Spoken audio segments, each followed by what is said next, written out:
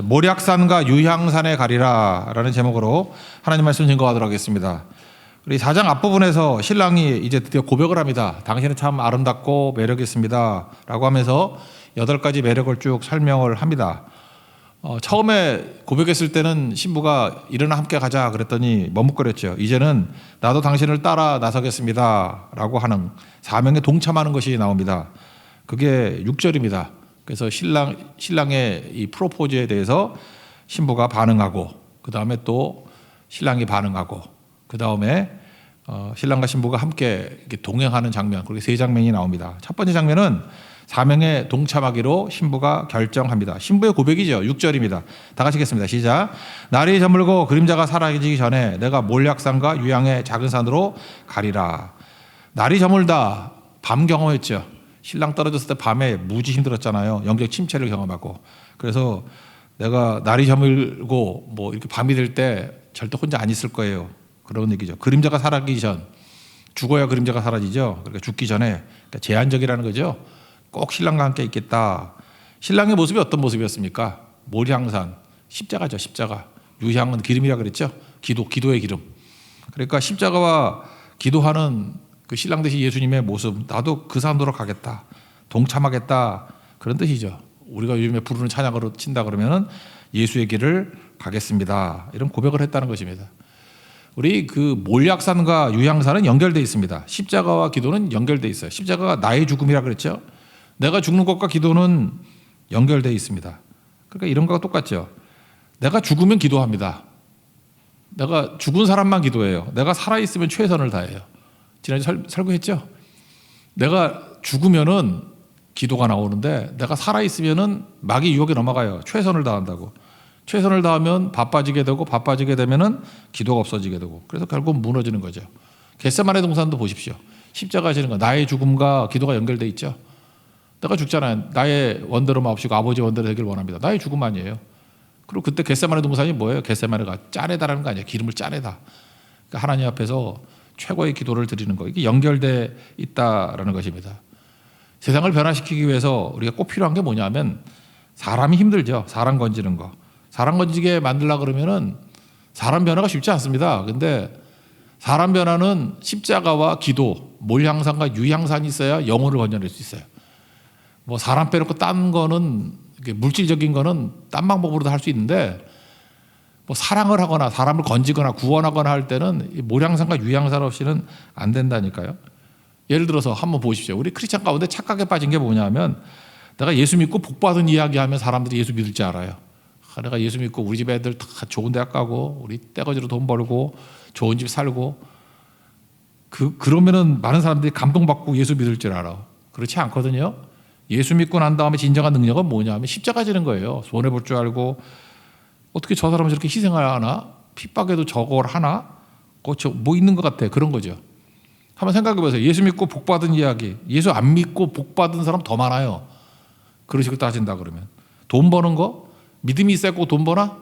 우리나라 재벌들 쭉 보니까 예수 안 믿는 사람이 더 많은 것 같은데. 안 그렇습니까? 예수 믿는 부자들 그러면 잔챙이들이야 다. 근데 예수 안 믿는 사람들이 다 큰 부자들 아니에요? 재벌도 보고 예수 믿는 사람들 잘 못 봤는데. 뭐 현대가 믿어, 삼성이 믿어, 뭐 LG는 믿네. LG 그 다른 이전에 교회 있을 때 우리 교인이었는데, 하여튼 뭐 그래요. 별로 안 믿잖아요, 그죠? 그런 걸로 사람들이 감동받는 게 아니라는 것입니다. 불의한 방법으로도 뭐 세상에서 잘 되는 이야기 얼마든지 할 수 있잖아요. 코인으로도 100억 벌잖아. 그 몰라요?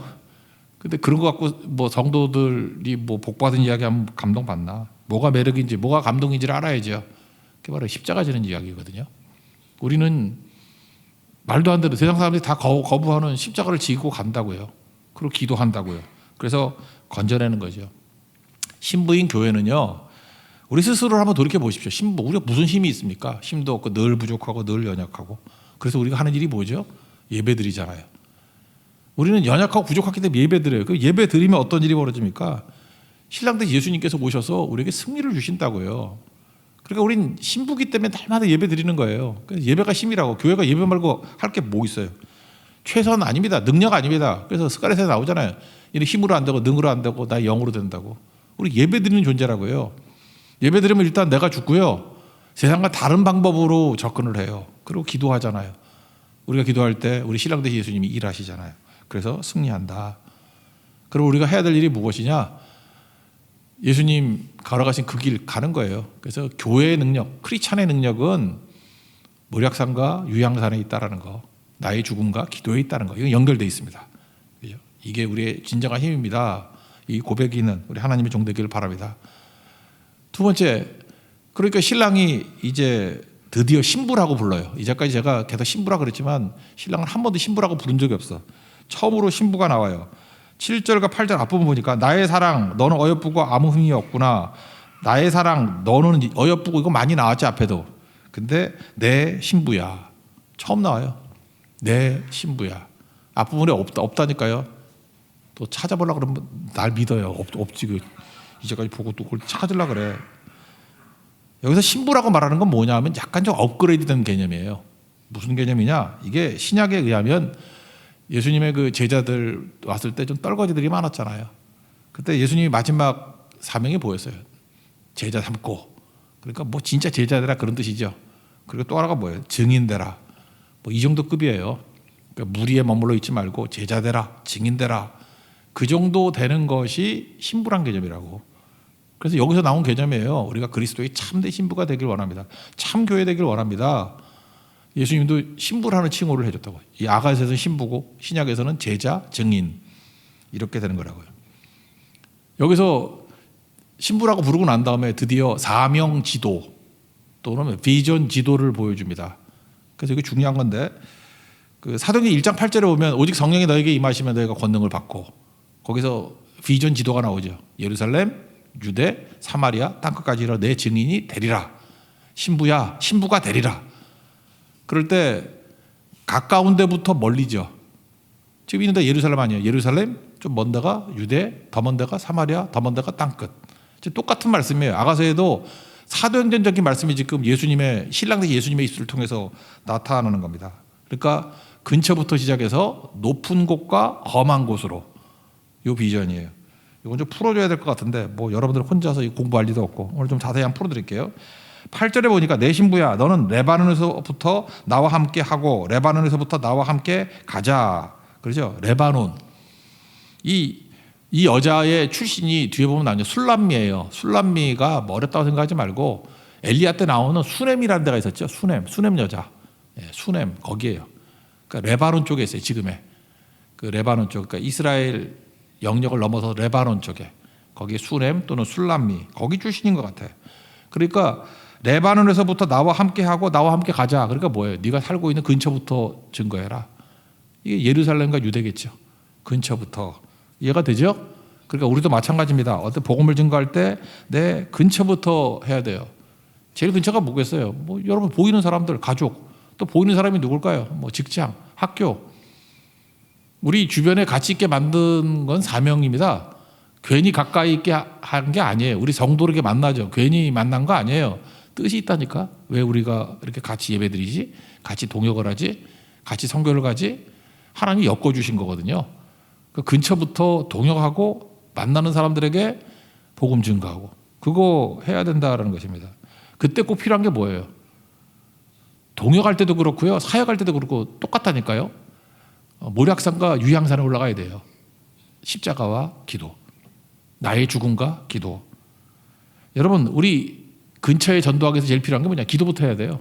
기도가 뭐예요? 기도해야만 상처를 주지 않고 변화시킬 수 있습니다. 그러니까 상처를 주지 않고 변화시킬 수 있는 유일한 길이 기도에 있다고. 근데 그 기도는 언제 나와요? 내가 죽을 때 기도가 나와요. 내가 죽을 때 기도가 나오고 내가 죽어야 상처를 안 받아. 내가 기도해야 상처를 안 받아. 그러니까 우리가 많은 가족도 안 되는 이유, 뭐 직장에서도 뭐 전도도 안 되고 뭐 잠깐 이렇게 꼬이는 이유가 뭐냐 하면 내가 안 죽고 모략산에 안 올라가고 기도 안 하기 때문에. 해보라니까요. 무슨 일을 하든지 간에 모략산과 유향산에 올라가야 된다니까요. 내가 죽고 기도하고 내가 죽고 기도하고 가정이 변화돼요. 내가 죽고 기도하고 학교, 직장 다 변화된다니까요. 그러니까 모략산과 유향산에 올라가는 게 우선이다. 이걸 말해주고 있습니다. 그러면 어떤 일이 벌어져요? 내가 죽으니까 누구 비난 정죄 안 하잖아요. 그를 위해서 기도하니까 상처가 없다고. 선한 사마리아 사람의 비유를 한번 생각해 봅시다. 이건 뭐 우리가 너무 많이 들었기 때문에 별 생각을 안 하는데, 먼저 우리 한국 사람 같으면 전 이랬을 것 같아요. 강도 만난 사람을 봤어요? 그럼 우리는 오지랖이 넓어가지고 비난부터 할 것 같아. 잔소리부터 할 것 같아. 우리 다 엄마들이잖아. 그 위험한 곳에 왜 갔니? 그런 말 하잖아요. 그리고 권사님들 맨날. 그 위험한 곳에 왜 갔니? 왜 혼자 갔니? 왜 그 시간에 갔니? 벌써 세 마디만 해도 상처 엄청 받죠.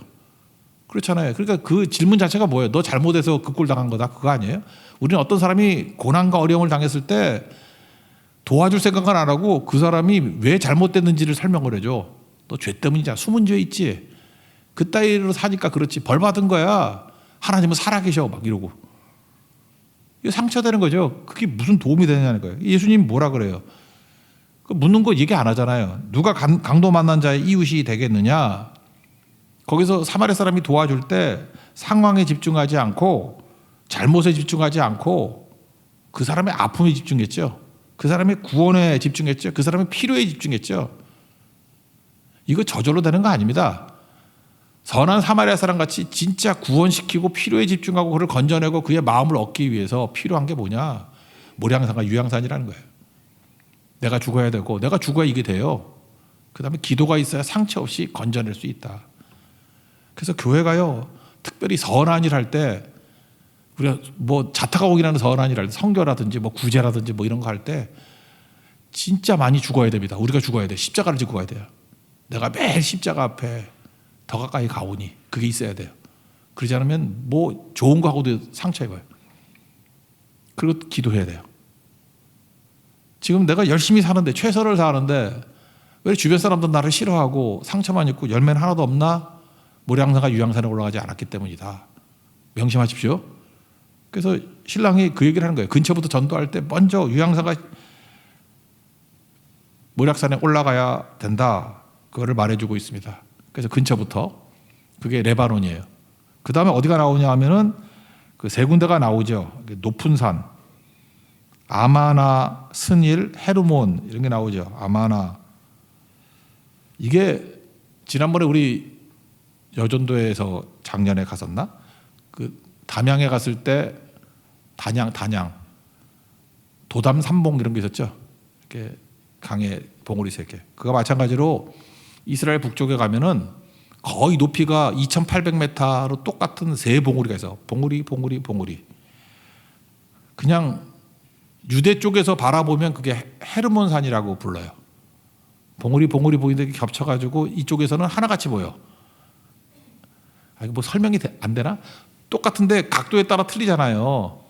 옆에서 보면은 이렇게 겹치면 하나같이 보일 수 있죠. 그래서 유대 쪽에서 볼 때는 헤르몬산이라 그래. 이게 변화산이에요. 예를 들어 예수님이 변화산에 올라갔다 그럴 때 헤르몬산, 그죠? 거기서 헤르몬산 밑에 있는 도시가 어디예요? 단이죠, 단. 헤르몬산에서 물이 녹아가지고 단에 모여요. 그래서 단에서부터 흐르다가 조르잖아, 조르. 단에서부터 흐르다, 조르다. 그게 요단강이에요. 요르단강. 뭐 관심이 없네. 하여튼간에 그래요. 그러니까 헤르몬산. 근데 그게 나란히 이렇게 세 개가 있는데 여기서 겹쳐서 하나밖에 안 보이지만 실제로 세 개라고. 하나가 아마나, 스닐, 그리고 헤르몬. 그 성경에 나오잖아요. 먼저 아마나부터 설명하면요. 아마나라는 뜻은 이게 뭐냐면 시리아 쪽에서 잘 보이는 산이에요. 이 아마나. 세 봉우리가 있는데 이거 나만 장군 그 나병 고칠 때 보면 이런 얘기 나오죠. 요단강에 가서 7번 목욕해. 그랬더니 그 열왕기하 5장 12절에서 나만 장군이 뭐라 그래? 야, 우리 동네는 강이 없어서 거기 가서 목욕하라 그러냐? 그러면서 다메섹강 아바나와 발은 이스라엘 모든 강보다 낫지 아니하냐? 뭐 이런 얘기가 나온다고요. 여기 나오는 강이 아바나인데 이게 아마나하고 뭐 같은 얘기예요. 그러니까 그 산에서부터 흘러나오는 강이에요. 아시겠죠? 이스라엘 쪽으로 흘러나오는 건 요르단 강이 되는 거고 시리아 쪽으로 흘러가는 강은 아마나 강이 된다고. 그럼 이해가 되겠죠? 스닐은 이건 레바논 쪽에서 보이는 산이에요. 스닐이란 이름의 뜻은 뭐냐면 눈산, 눈이 쌓여 있는 이렇게 만년설 그런 산이다 이렇게 얘기를 합니다. 그리고 헤르몬산은 유대에서 보이는데 뜻은 거룩한 산 또는 금지된 산, 그죠? Forbidden Mountain. 북경에 가면 자금성이라 그러죠. 자금성.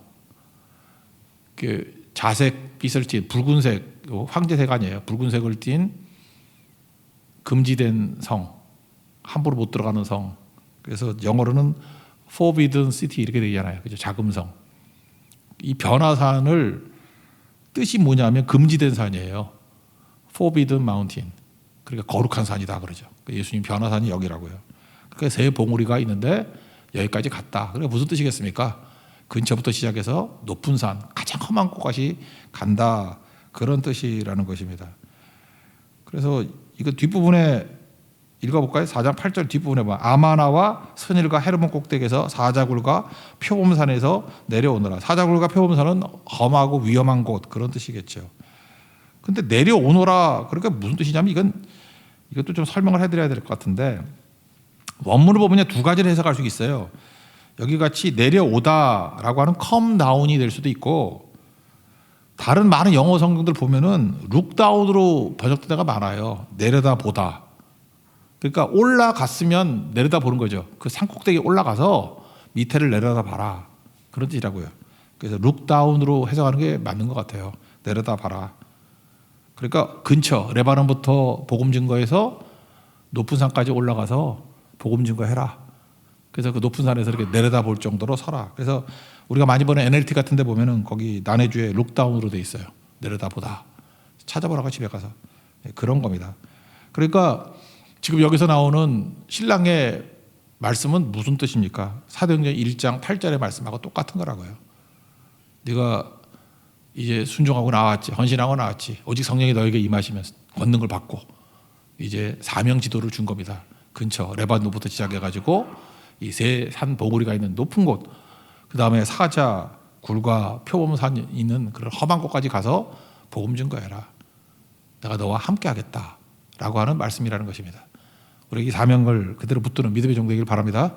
그래서 그 다음에 나오는 거 뭐냐면 이제 사도행전적인 내용이에요. 신랑과 동행하면 이런 능력이 나타난다. 이렇게 쭉 설명하는 얘기더라고요. 그래서 사도행전에 있는 거와 거의 같은 맥락으로 보시면 됩니다. 헌신하는 너에게 내가 마음을 빼앗겼다 그런 거예요. 그래서 야, 너 참 잘하는구나. 그래서 눈 얘기를 해요. 예수님 신랑과 신부가 눈이 마주쳤어. 네 눈 보니까 어떤 눈이라 그랬어요? 비둘기 눈이라 그랬죠? 곁눈질하지 않은 눈. 눈빛이 되게 좋네.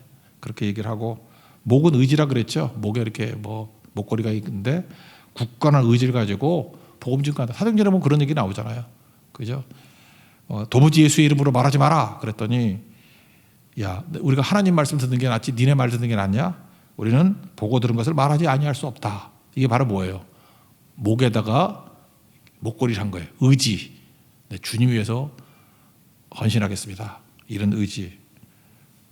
그런 식으로 읽어보면 9절이 나오겠죠. 9절 읽어봅시다. 시작. 내 누이 내 신부야 내가 내 마음을 빼앗았구나. 내 눈으로 한 번 보는 것과 내 목에 구슬 한 꿰미로 내 마음을 빼앗았구나. 그러니까 사도행전 한 4장쯤에 나오는 헌신된 모습이 이런 모습이었다. 그런 겁니다. 그러면서 그 다음 나오는 얘기는 뭐냐면 순종과 순결을 얘기를 해요. 그 사도행전에 보면은 순종하고 또 순결을 지키는, 순결 못 지키는 아나니아 삽비라 이게 죽고 그런 거 있지 않습니까? 그죠? 이게 순종과 순결을 얘기를 하고 있다고. 순종을 감탄하는 게 나옵니다. 그래서 진한 포도주 같이 니네 순종의 기쁨이 크다. 기름의 향기는 순종의 향기가 넘쳐난다.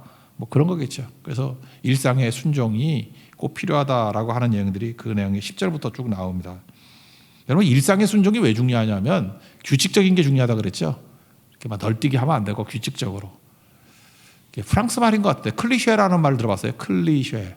클리셰라는 게 고정관념 이렇게 쓰기도 하죠. 근데 클리셰가 원래 뭐로 쓰였냐면 인쇄할 때 쓴 거였어요. 인쇄할 때 똑같은 문장이 많이 나오면 옛날엔 조판이라고 그러잖아요. 활자 뽑아가지고. 그래서 많이 쓰는 단어들을 갖다가 미리 조판을 해놨어요. 그걸 갖다 클리셰라고 그랬어요. 그래서 그걸 나중에는 진부하거나 틀에 박힌 표현 이런 걸 클리셰 그러잖아요. 근데 이 클리셰는 굉장히 중요한 거예요. 우리 인생에서. 왜 중요하냐? 우리 뇌가요. 매번마다 자극이 올 때 새로 생각하면은 위기를 대처 못 하잖아요. 그래서 위기 상황이라든지 중요한 일이라든지 이런 것들은 우리 머릿속에 클리셰가 있어. 클리셰. 이 고정관념. 그래서 야고보서 같은 데 뭐가 나와요? 그죠? 즐거운 일이 있냐? 찬송하고. 그죠? 고난받는 일이 있냐? 기도하고. 클리셰죠. 그냥 조건 반사적으로 막 나가라는 거예요. 이렇게. 그런 클리셰가 있어야 된다는 것입니다. 그래야 승리할 수 있죠.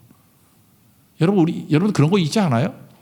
너무 피곤할 때 뭐 새로운 드라마 보면 정신이 들기 때문에 잠 못 자죠. 나만 그런가? 되게 많이 봤던 얘기거든. 제가 갯마을 차차차 이런 걸 좋아하거든. 따뜻한 드라마를 좋아해. 그러면 그런 거 이렇게 옛날에 내가 유일하게 다 본 거 중에 하나거든. 그럼 이렇게 뭐 짤로 나오는 거 있잖아요. 그죠? 그런 거 몇 개 틀어놓고 짤이야 이렇게 모아놓은 거 한 20분, 30분 모아놓은 거 다 하는 얘기예요. 5분 들으면 자. 저는 자장가가 그거예요. 그게 저한테 클리셰거든요. 있는 거. 신앙도 그렇다고요. 신앙도 습관과 같이 만들어 놓은 틀이 있어요. 이게 자동 조건 반사적으로 새벽에만 나온다. 주일은 성수한다. 뭐 이런 거. 그죠? 그런 클리셰가 있을 때 제일 강하다는 거죠. 그 얘기를 하고 있어요. 순종이 신부 네가 클리셰를 가지고 이렇게 항상 동행하게 될 때 순종 어렵지 않다. 히브리서에도 그런 말씀이 있죠. 10장 25절에 모이기를 패하는 어떤 사람의 습관과 같이 하지 말라고. 나쁜 습관이 있다는 거야. 안 모인다는 거예요. 습관이 뭡니까? 그냥 자동적으로 나오고 조건반사로 나오게 말세가 될수록 그렇게 해라. 그래서 순종을 강조하는 얘기들이 쭉 나옵니다.